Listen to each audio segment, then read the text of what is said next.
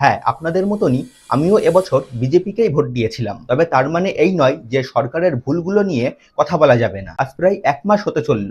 এই মানুষটা সহ আরো ৬-৭ জন স্টুডেন্ট আধামরা অবস্থায় পড়ে রয়েছে। তাদের দাবি একটাই, দেশের শিক্ষামন্ত্রীর দ্বারা পেপার লিক সামলানো যাচ্ছে না। অতএব তাকে সাসপেন্ড করে একজন সৎ মানুষকে তার চেয়ারে বসানো হোক। একের পর এক নিট পরীক্ষার স্টুডেন্টরা পেপার লিকের জন্য আত্মহত্যাও করেছে। তাই এই শিক্ষামন্ত্রীকে ইমিডিয়েট তার পদের থেকে সরানো হোক। এবার আমাদের দেশের প্রধানমন্ত্রীকে দেখুন, তিনি কোনোভাবেই এই ধর্মেন্দ্র প্রধানকে শিক্ষামন্ত্রীর পদের থেকে সরাচ্ছেন না। প্রধানমন্ত্রীর ১ সেকেন্ডও সময় লাগবে না একে সরিয়ে একজন যোগ্য মানুষকে তার চেয়ারে বসাতে, কিন্তু তিনি এটা কোনোভাবেই করতে চাচ্ছেন না। আচ্ছা, ধরে নিলাম ধর্মেন্দ্র প্রধানকে নাই বা সরালেন, তবুও একজন প্রধানমন্ত্রী হিসাবে শাসন তো করুন। তার এই ভুলগুলোর জন্য একটু বকাঝকাও তো দিতে পারেন। আমাদের দেশের শিক্ষা ব্যবস্থা নিয়ে কথা, আর আমাদের মোদিজি সেটাও না করে ধর্মেন্দ্র প্রধানের জন্মদিনের শুভেচ্ছা দিচ্ছেন। এরকম ভাবে চলতে থাকলে দেশের শিক্ষা ব্যবস্থা উচ্ছন্নে যাবে এবং একজনকে দেখে অন্য নেতারাও সেই সুযোগটা পেয়ে যাবে ঘোটালা করার।